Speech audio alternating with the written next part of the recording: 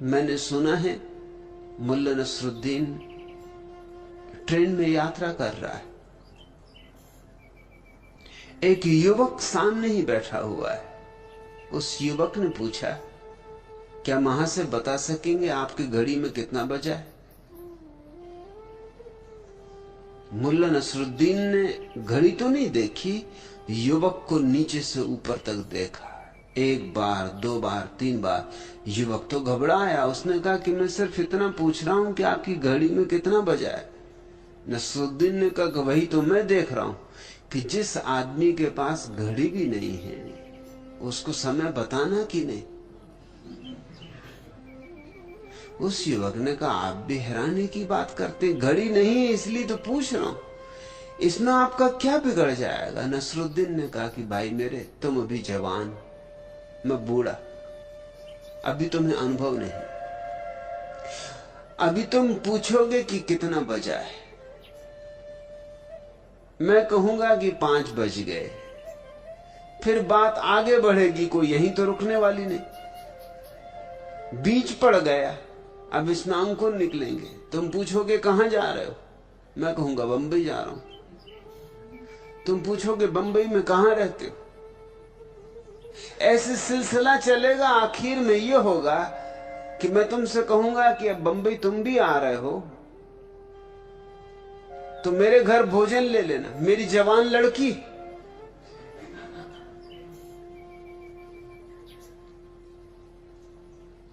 तुम एक दूसरे को देख के जरूर बातचीत में लग जाओगे, फिल्म देखने जाना चाहोगे और झंझटें शुरू होंगी। और आज नहीं कल तुम प्रस्ताव लेकर हाजिर हो जाओगे कि मुझे विवाह करना आपकी लड़की से। और मैं तुम्हें साफ कह देता हूं, अभी कह देता हूं कि जिस आदमी के पास घड़ी भी नहीं है उसके साथ मैं अपनी लड़की का विवाह नहीं कर सकता। हमें हंसी आती है मगर ऐसे ही हमारा मन है। ऐसे ही तो तुम कितने जुगाड़ बिठाते रहते। देखोगे गौर से तो अपने मन पर भी हंसोगे। मन शेख चिल्ली, वो दूर दूर की सोचता है, होनी अनहोनी न मालूम क्या क्या सोचता है। तुम जरा लौट के देखो, तुमने कितना जीवन भर में सोचा ऐसा हो वैसा हो, क्या हुआ? कितना उसमें से हुआ? 99% तो कभी हुआ नहीं। लेकिन उस 99% के लिए तुमने कितना समय गंवाया? और जो 1% हुआ उससे क्या हुआ? एक पागल खाने में एक मनोवैज्ञानिक अध्ययन करने आया है। वो पूछता है सुपरिंटेंडेंट से कि ये जो पहला आदमी कटघरे में बंद है और छाती पीट रहा है और हाथ में एक तस्वीर लिए हुए उसे चूमता है और छाती से लगाता है, इसे क्या हो गया है? उस सुपरिंटेंडेंट ने कहा, इसकी बड़ी दुख भरी कथा है। जिसकी ये तस्वीर लिए इस स्त्री को प्रेम करता था, विवाह करना चाहता था, लेकिन उस स्त्री ने इंकार कर दिया। तब से ये विक्षिप्त हो गया। बस उसकी तस्वीर ही अब इसका एकमात्र सहारा है। 24 घंटे उसी की धुन लगी। ये मजनू है, आधुनिक मजनू। लैला इसे मिली नहीं।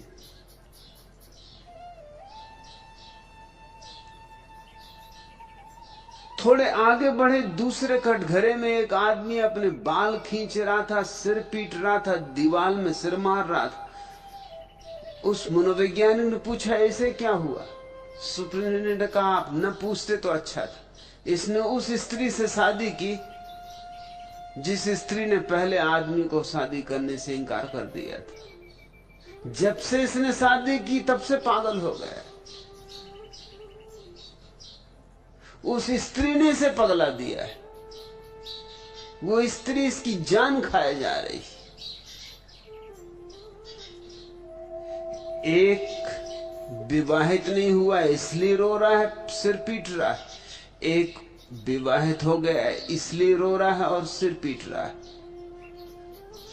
और ऐसा सारे जगत में घट रहा है। तुम पालोगे तो रोओगे। जिन्होंने पा लिया उनसे पूछो, उनकी आंखों में आंसू है।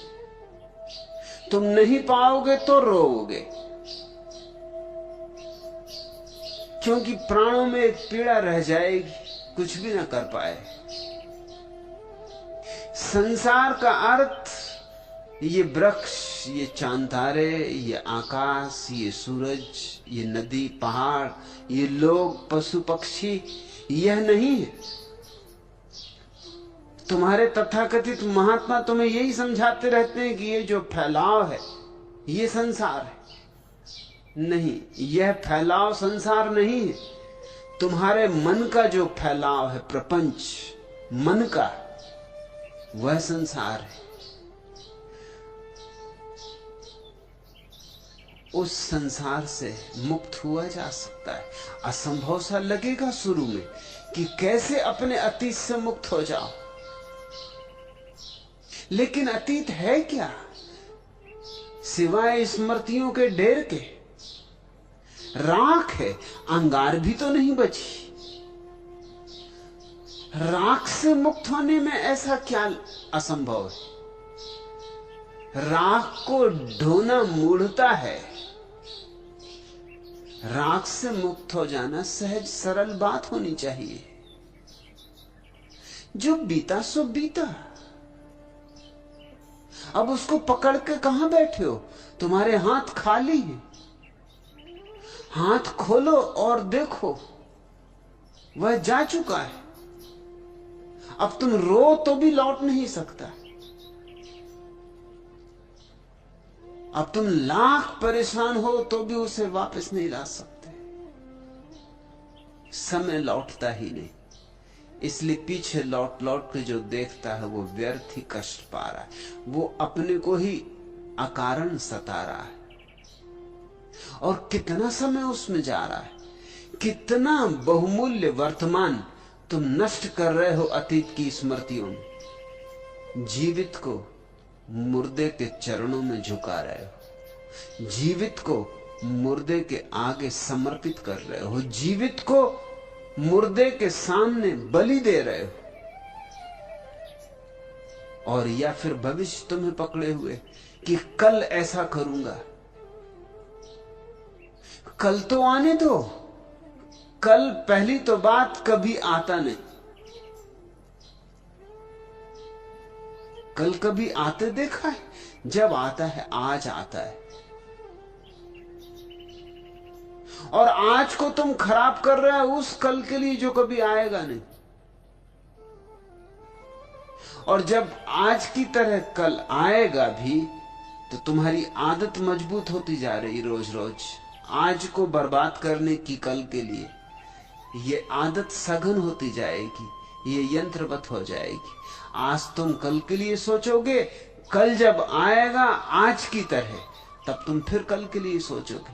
तुम कल भी यही कर रहे थे। जो बीत गया कल, तब तुम आज के लिए सोच रहे थे। लेकिन जियोगे कब? दो कलों के बीच उलझे तुम जियोगे कब? ये दो कल ही चक्की के दो पार्ट हैं जो तुम्हें पीस रहे हैं। इनके बाहर आ जाओ।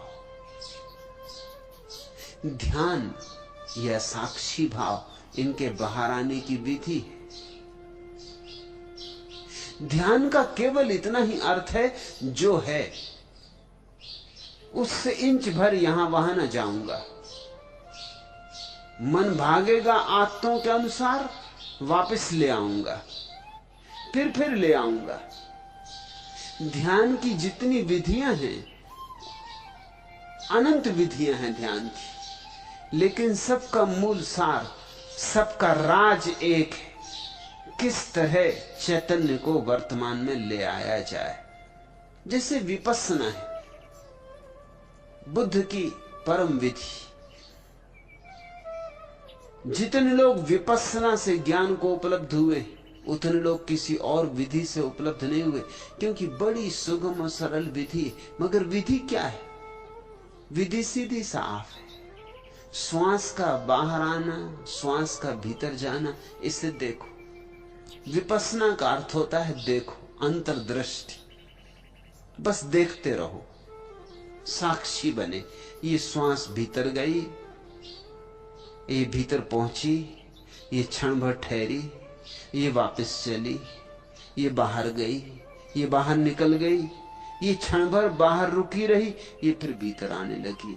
बस ये जो श्वास का वर्तुलाकार परिभ्रमण चल रहा है, ये जो श्वास की माला चल रही, इसको देखते रहो, कुछ मत करो। क्या होगा इसका परिणाम? इसका परिणाम कि तुम वर्तमान में जीने की क्षमता को उपलब्ध हो जाओ। श्वास वर्तमान। बुद्ध ये नहीं कह रहे हैं जो श्वास जा चुकी उसके संबंध में सोचो, जो अभी आने वाली है उसके संबंध में सोचो। वो कह रहे हैं जो अभी है, भीतर जा रही उसके संबंध में, बाहर जा रही उसके संबंध में। श्वास के साथ ही डोलते रहो। मन भागेगा, मन हजार विचार उठाएगा, तुम चुपचाप उसे फिर वापस ले आना श्वास पर। श्वास तो एक बहाना है, निमित्त है, एक खूंटी। यही सारी और विधियों का सार भी है। सूफी इसे जिक्र कहते, प्रभु स्मरण। हर बार अपने मन को वापस लौटाओ प्रभु स्मरण पर। कोई भी नाम चुन लिया, जैसे राम चुन लिया, मन यहां वहां भागे, राम की खूंटी पर वापस ले आओ। पलटू इसी को सुरति कहते हैं। सारे संतों ने इसे सुरति कहा है। सुरति बुद्ध का ही वचन है, लेकिन बिगड़ते बिगड़ते लोक भाषा में आते आते घिसते घिसते सुरति हो गया। बुद्ध ने तो कहा था स्मृति। स्मरण पूर्वक जियो, होश पूर्वक जियो। जो कर रहे हो उसकी स्मृति बनी रहे, उससे हटो मत। संत कहते हैं सुरति, सूफी कहते हैं जिक्र, कृष्णमूर्ति कहते हैं अवेयरनेस, जागृति। महावीर ने कहा है विवेक, बोध। ये अलग अलग नाम है, मगर बात एक, सार एक, राज एक। अतीत और वर्तमान को जाने दो, वे हैं ही नहीं। तुम छायाओं को पकड़े बैठे हो, और छायाओं के कारण तुम माया में पड़े हो। छाया यानी माया, और दोनों छायाओं के बीच में सत्य मौजूद है। सत्य का द्वार खुला है। प्रभु मंदिर का द्वार वर्तमान में खुला है। वर्तमान में जिस दिन आ जाओगे, आने की प्रक्रिया का नाम ध्यान। आ गए, ठहर गए, उस अवस्था का नाम संन्यास। फिर तुम संसार में ऐसे रह सकोगे जैसे जल में कमल। आज प्रेम चैतन्य निश्चित असंभव सा लगता है, क्योंकि आज तो तुम्हें पता ही नहीं कि वर्तमान होता भी। उन दो ने, अतीत और भविष्य ने, तुम्हारी सारी चेतना को घेर लिया है। धीरे धीरे वर्तमान के लिए तलाशो, खोजो। जो आज असंभव सा है, कल धीरे धीरे संभव हो जाएगा। एक दिन संभव हो जाएगा। हो तो आज ही सकता है संभव, अगर त्वरा हो, तीव्रता हो, समग्रता हो, आकांक्षा, अभीप्सा गहन हो तो सकता है अभी और यहीं। मुझे सुनते सुनते हो जाए। बहुतों को हुआ है, हो रहा है। सिर्फ सुनते सुनते धुन बंध जाती, भूल जाते हो कौन हो तुम, भूल जाते हो कल क्या होना है। यही सत्संग का अर्थ है। किसी के साथ बैठ के वर्तमान में हो जाना सत्संग है। धीरे धीरे तोड़ो जमीन, टूटेगी। जलधार को गिरते देखा है चट्टानों पर। चट्टानें बड़ी मजबूत मालूम पड़ती, पहले सोचोगे तो लगेगा असंभव है कि जलधार कभी चट्टानों को तोड़ पाएगी, लेकिन रस्सी आवत जात है सिल पर पड़त निशान। रस्सी आते जाते आते जाते आते जाते कठोर चट्टान पर भी निशान छोड़ देती।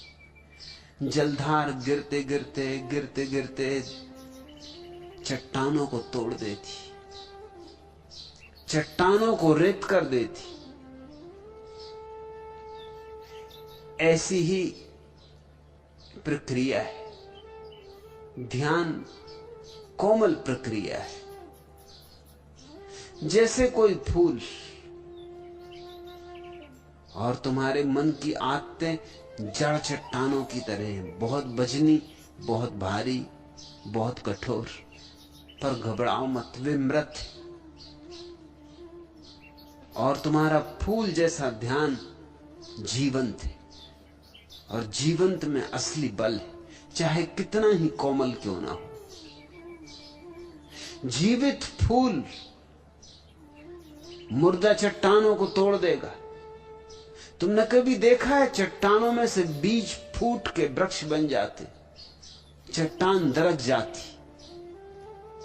जीवित था बीज, चट्टान को तोड़ गया, वृक्ष फूट आया। चट्टानों से वृक्षों को निकलते देखकर तुम्हें हैरानी नहीं होती कभी? अद्भुत शक्ति होगी जीवन की। छोटा सा बीज कितनी ऊर्जा लिए था।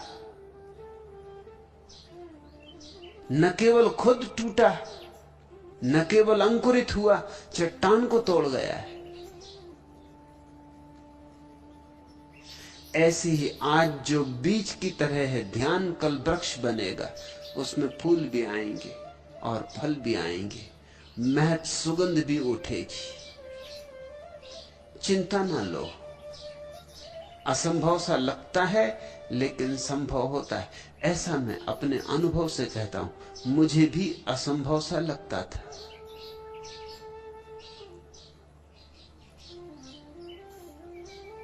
वर्षों असंभव सा ही लगता रहा, लेकिन मैं अधीर ना हुआ। कहते पलटू काहे होत अधीर। जितना असंभव सा लगा उतना ही मैंने त्वरा से अपनी ऊर्जा लगा दी, उतनी ही मैंने चुनौती स्वीकार की। बस चुनौती को स्वीकार करने की बात है। फिर ध्यान एक अद्भुत अभियान।